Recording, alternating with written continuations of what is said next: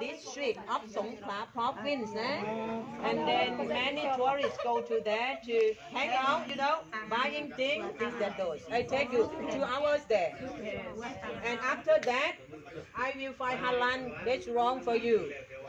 And then we eat, then we visit Songkhla. But in Songkhla, I order already for halal. And by pack, we have to eat at the mermaid. Like the symbol of Songkhla, the beach. Take you to visit the beaches, and then you take your food. You can relax and eating and walking around there. Then relax and go to stay in the resort. Resort close to the beach. This is resort. This is the road. That's the beach. You can take along. Okay, and tomorrow morning we have something to eat around there because their area, the resort in the community of Muslim. I see something to eat, we find something hot in the morning.